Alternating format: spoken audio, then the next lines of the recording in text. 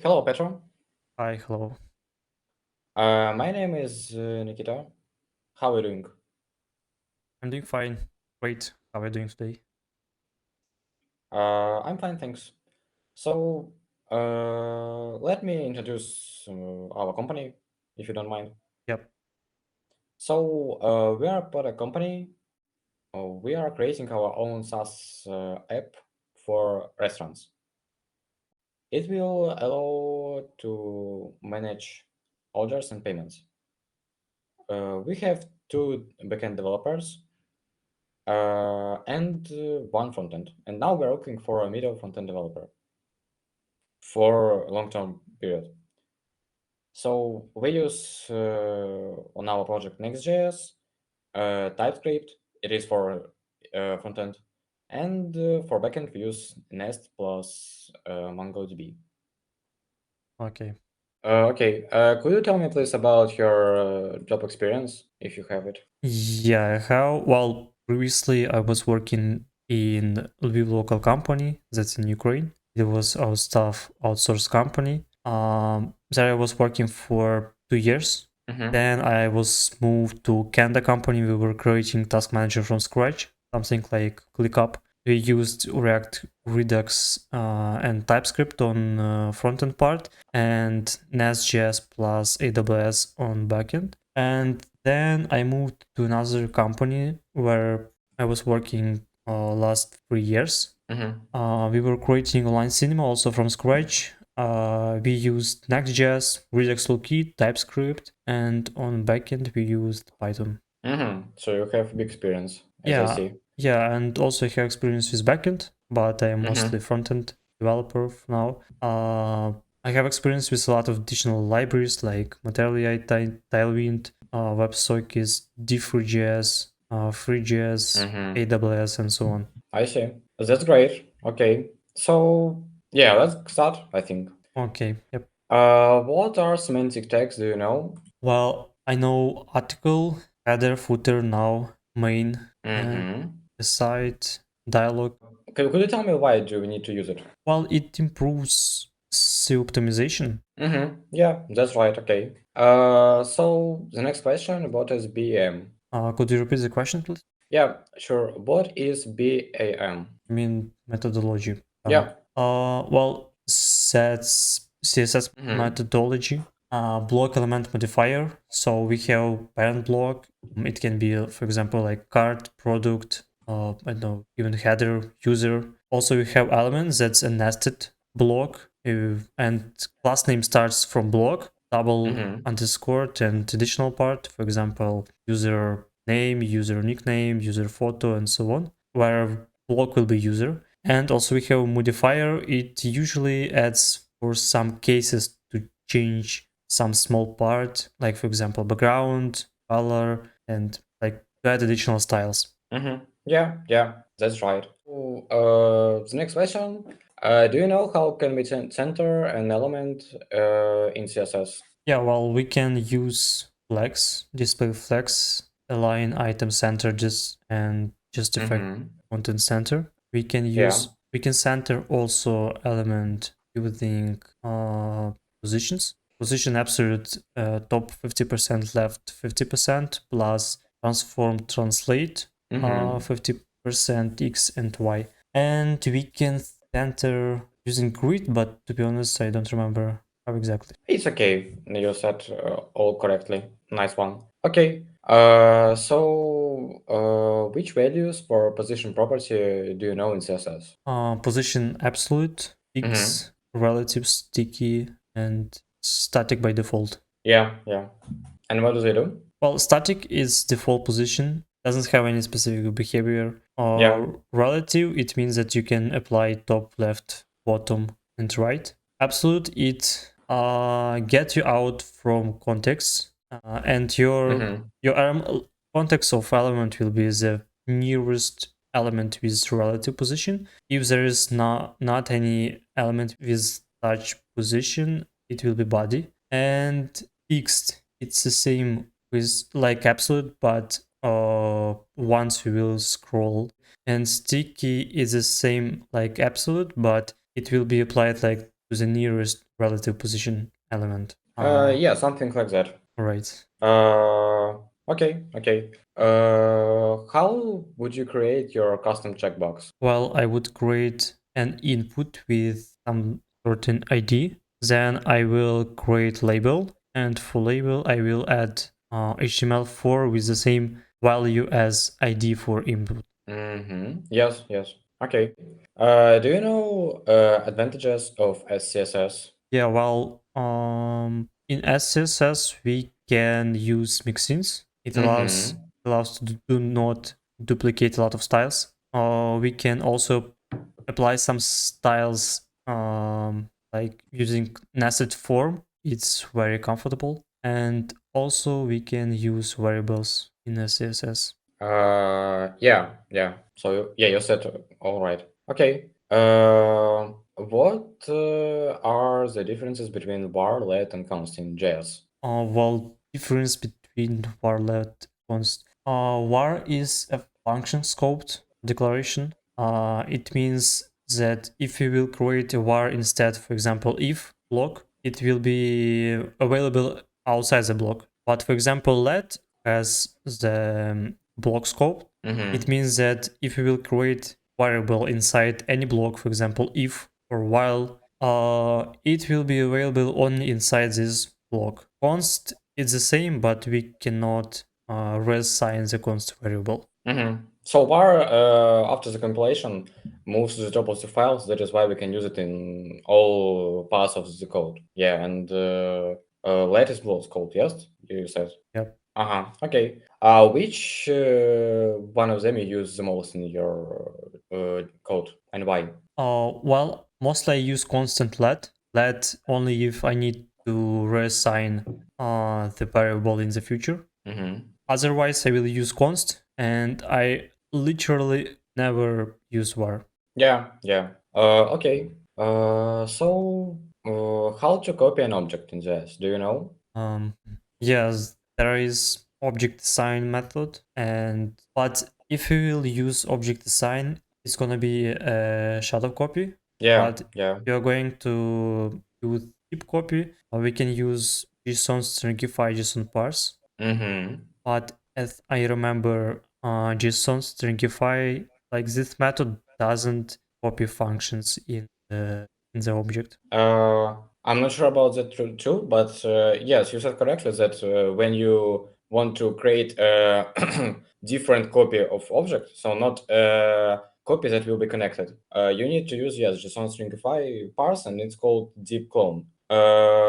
Yes, okay. By the way, you can also use spread operator to create copy of object. It also will work. Yes.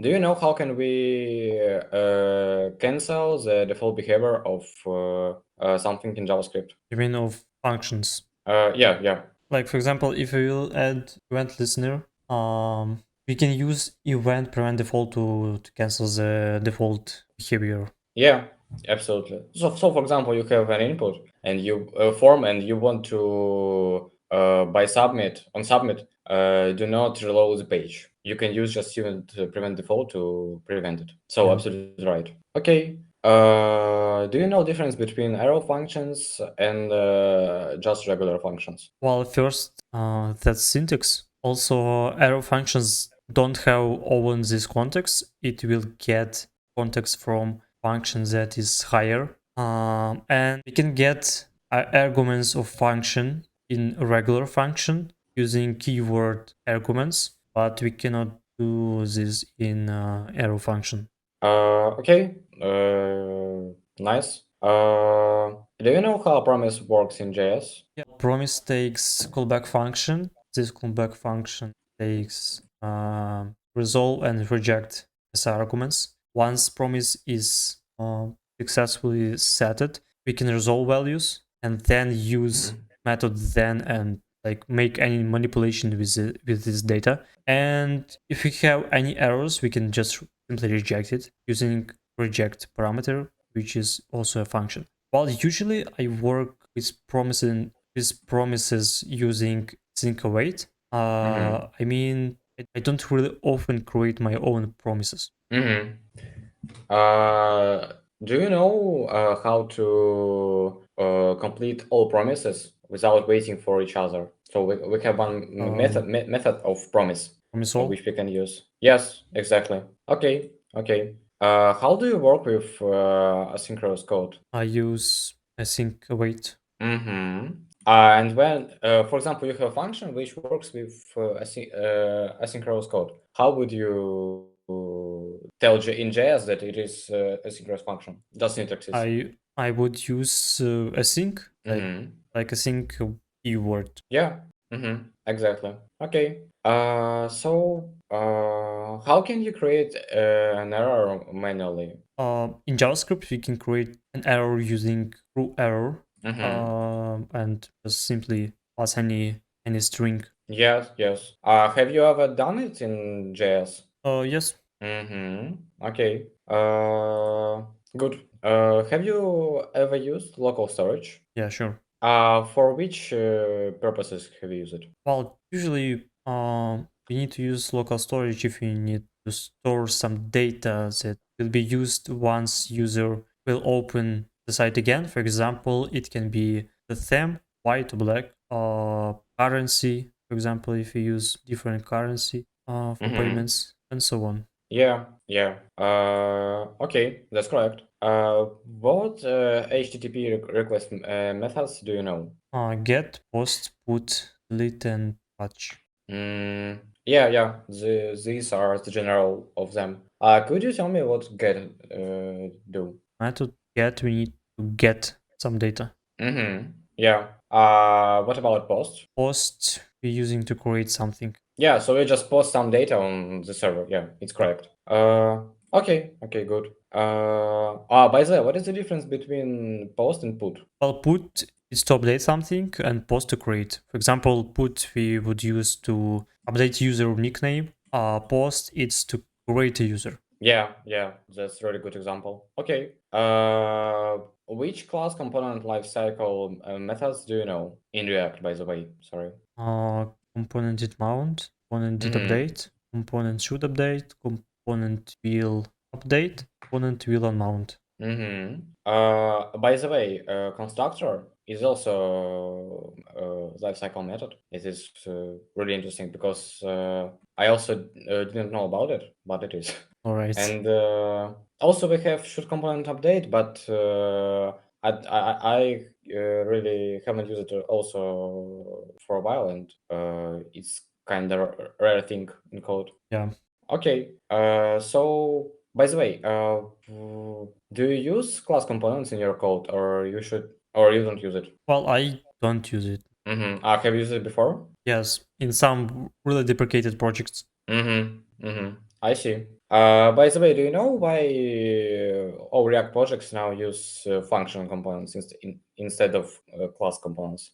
Well, because they are more comfortable, that's first of all. And also, as far as I know, they are a little bit faster because they don't execute some part of code under the hood, some unnecessary code. For example, in class components, as I know, component did mount will be executed anyway, even if you don't use it. But in the functions, we don't have such unnecessary executions. Yeah, so in for React, it's really expensive to create the class components and then use them instead of just functions which return just functional components. So basically, when you use class components, it is really harder to render for React. So that is why from 16 or 15 version, I don't remember really, they have started to use and propagate the function components. So basically, you have set all right.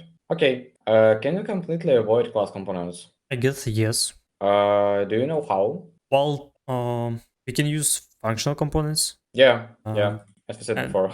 yeah, well, instead of local state, we can use state hook. Instead of Mm-hmm. lifecycle methods, we can use useEffect hook. Mm-hmm. And also we have a lot of additional hooks that also can be used for visualization. By the way, which hooks do you know?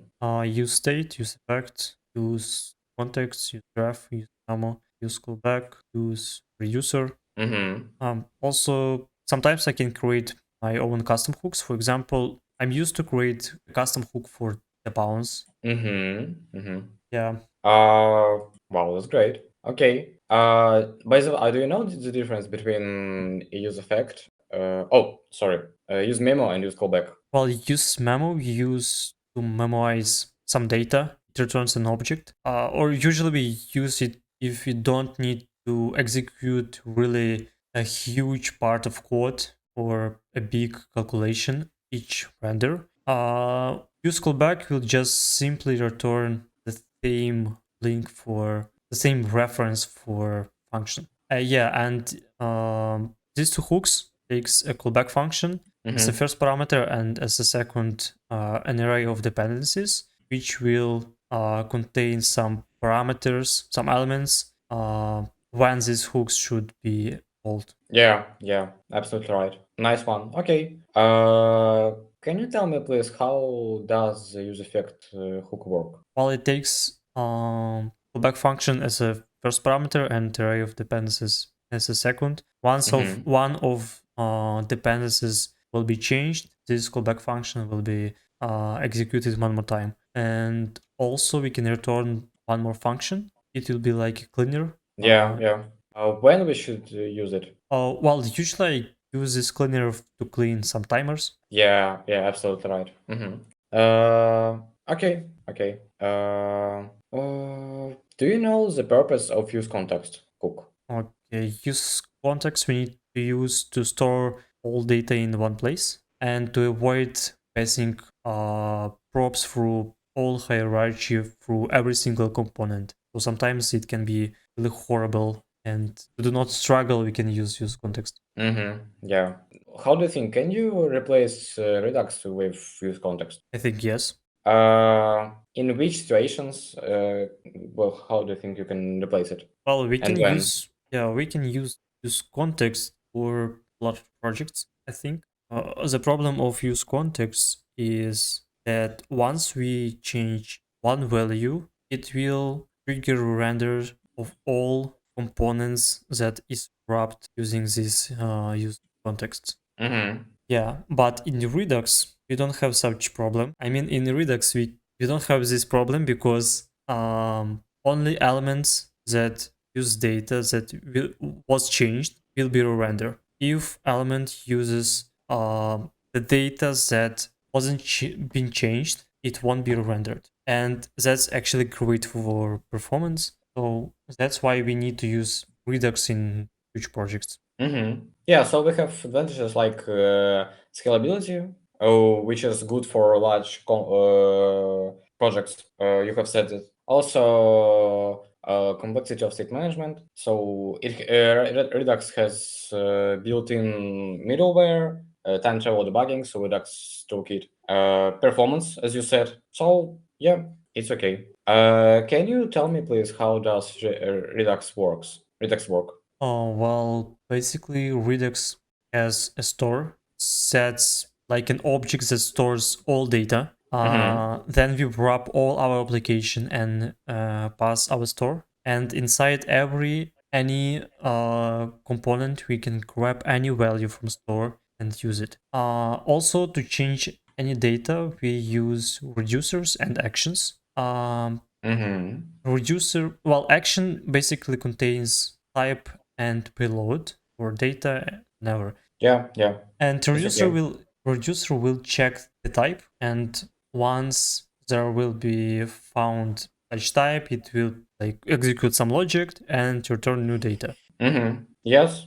But also we have dispatch, by the way. Yeah, dispatch, we use dispatch to like pass to trigger Redux in general. Yeah.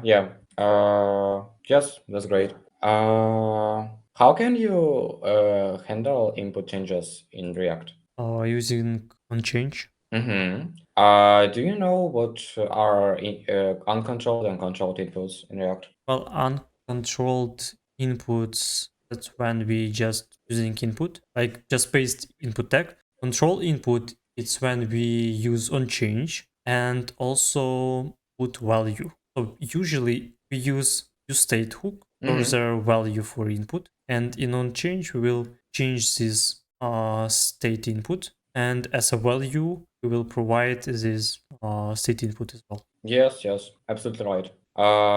Okay. What is the purpose of the useRef hook? Have you ever used it? Yeah, basically I use it to get access to element, Mm-hmm. but also it can be used to store some data, while the difference between useState and useRef is that when we update useRef, it doesn't trigger a render. Yeah. Okay. Okay, let's start from for TypeScript. Do you know the difference between type and interface in TypeScript? Yeah, well, interface basically I use only to type object shape Mm-hmm. and type for primitives. We also can use type for objects Yes. as well, but well, ideally we need to use interface because we can inherit, we can extend from another interface. Mm-hmm. Yes. By the way, you can also in interfaces use extends keyword to extend some properties from another interfaces. But in type you can do it. It is one of the differences. And Sure. also, you can't use union types in interfaces. So, but in types you can. Right. If I don't mistake. Okay. Can you tell me please difference between React and Next.js? Yeah, well, Next.js provides additional cool features like SSR, SSG. Also, in project we have a little bit different setted structure for routing. It contains pages folder. It means that we don't need React Router DOM anymore in Next.js. Yeah, and all this feature we can use out of the box. And also in the latest versions, we can use client components and server components. Yeah, basically that's Uh, general. by the way, React is just a library and Next.js is a framework. It is really important thing. Yeah. So, okay, let's go to the next question. Do you know the purpose of key in React? Yeah, we need to provide key parameter if we map some array and return some elements, JSX. So it needs to help React identify elements. Well, key it's like an ID and it allows to do not get confused React if we change order of elements. For example, use pop method, and key should be always unique. Yeah. Can you use index, for example, which you have as argument in filter or map of array method as key parameter? Well, we can use it, but actually that's bad practice. Because, for Mm-hmm. example, if you would use pop element, it will change the order of all elements, and elements won't be changed, but their indexes will be changed. And such case can like give us unexpected result. So if you know that your element, your list will be static and nothing will change, you can use it, but it's bad practice and you should avoid it. So in other ways, you should use just unique value. So exactly. Okay. So some questions about Git. How can you move a commit from one branch to another? I used git command. Okay. Do you know what is high order component in React? That's a component that will take as a parameter another component and return a component. Well, usually I used it for class components, Yeah. and it was like a wrapper. I had Mhm. one component that stores all data, all logic, and returns another component that just pass all data, like for props. Mhm. Yeah, and this component that was returned, it just will be like a UI. Just simply grab props and put in text. Yeah. But now we don't do it because it is in class components. So yes. Do you know what is pure function? Well, pure function means that it is a function that will always return the same result if we put the same input data, and also doesn't have any side effects. Yes, that's correct. Okay. That's it about my questions, and you have said almost everything correctly, so that was really good. Okay, thank you for the interview. We'll text you in 2 or 3 days. Do you have any additional questions? Well, I would like to ask how long it's gonna take to give me a feedback. It will take 2 or 3 days. Our HR will text you, so you won't be ignored. Right. And do you have any daily meetings inside your team or any weekly meetings? I would like to know this flow. Sure. We work by Scrum, so we have daily meetings, and yes. Okay. Right. That's all my questions. I don't have. Okay. Thank you for the interview. See ya. Thank you. See you. Bye.